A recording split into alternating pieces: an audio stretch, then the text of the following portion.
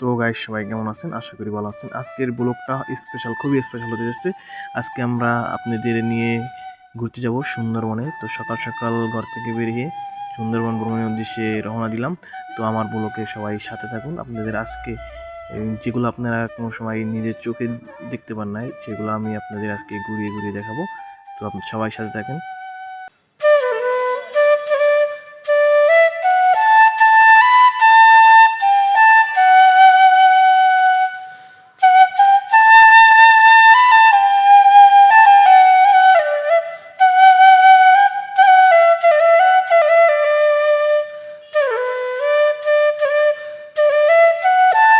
বেশ কিছুক্ষণ গাড়িতে থাকার পর আমরা যে বোর্ড নিয়ে যাব ওই বোর্ডের চলে আসছি। তো আমরা আপনাদের এখন এটি বোটটি নিয়ে সুন্দরবনের দিকে রওনা দিব। তো সবাই সাথে থাকেন। আজকে আপনাদের পুরো সুন্দরবনটা ঘুরিয়ে দেখাবো এবং ভিতরের বাঘ, সিংহ এগুলো আপনাদের দেখাবো। তো সবাই সাথে থাকেন। তো কিছুক্ষণের ভিতরে আমাদের বোটটিও ছেড়ে দিয়েছে। আমরা সুন্দরবনের উদ্দেশ্যে রওনা দিয়ে দিয়েছি অলরেডি। তো কিছুক্ষণের ভিতরে আমরা সুন্দরবনের ভিতরে ঢুকে যাব। তো আপনারা সবাই সাথে থাকেন। আপনাদের আজকে এই ব্লগটার ভিতরে আপনাদের সব ঘুরিয়ে ঘুরিয়ে দেখাবো।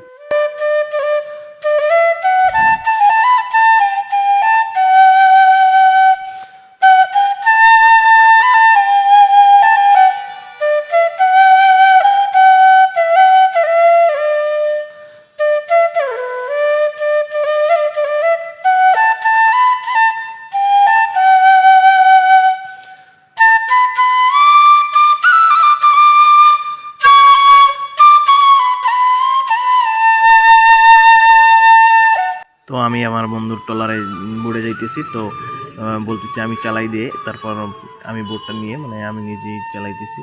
তো এখন পুরো সুন্দরবন ওই পার, ওই যে কুয়াশার জন্য কিছু দেখা যাচ্ছে না। তো আমরা ওই পারে ঢুকলেই আমাদের সুন্দরবনে চলে যাব। তো আপনারা সবাই সাথে থাকেন। তো কিছুক্ষণ পর বন্ধুর সাথে মজা নিতেছি, একটু হাসি তামাশা করতেছি, কারণ প্রথম এক্সপিরিয়েন্স যে সুন্দরবনটা ঘুরে দেখব।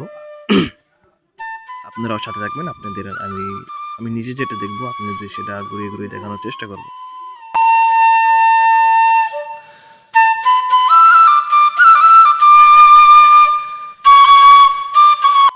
বলতে না বলতে কিছুক্ষণ পর কিন্তু আমরা প্রায় সুন্দরবনের সামনে, ওই যে সামনে দেখতেছেন যেটা, ওইটা আপনাদের সুন্দরবন।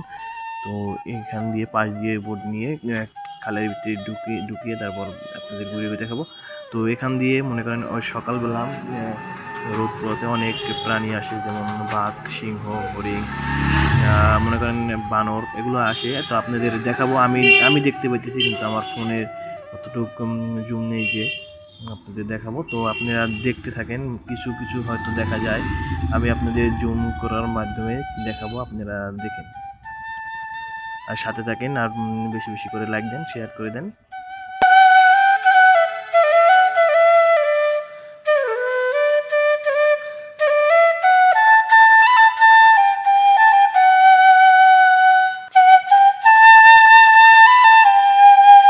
ওই যে দেখতে পাচ্ছেন ওখানে অনেকগুলো বানর আছে, কিন্তু মোবাইলে ওরকম স্পষ্ট দেখা যাচ্ছে না, ক্যামেরা স্পষ্ট রেকর্ড হচ্ছে না। তারপর আমি দেখালাম বানর, দেখেন।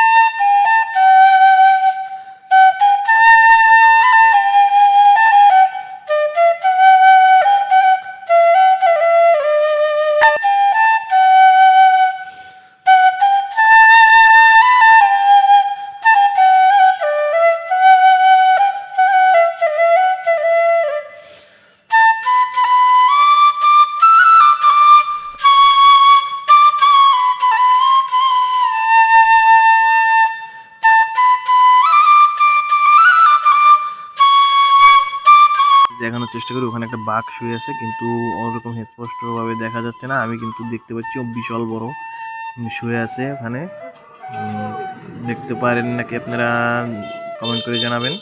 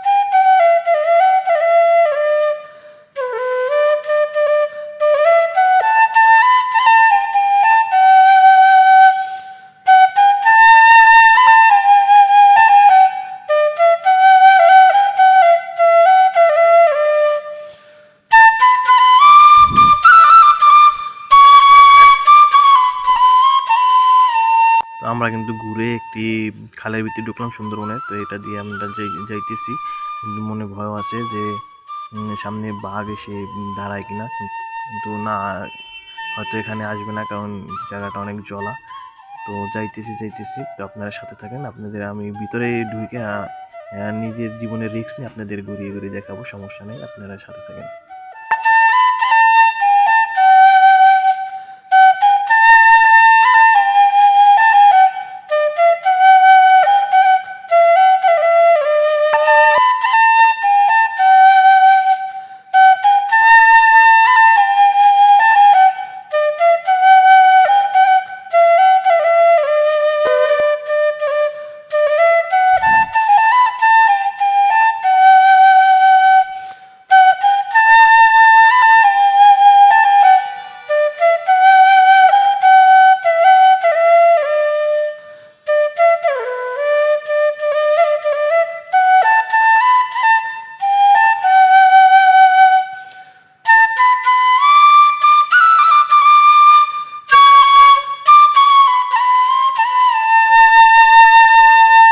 তো সর্বশেষ আমরা ট্রলার থেকে নেমে কিন্তু সুন্দরবনের ভিতরে যাচ্ছি, অনেক ভালো লাগছে।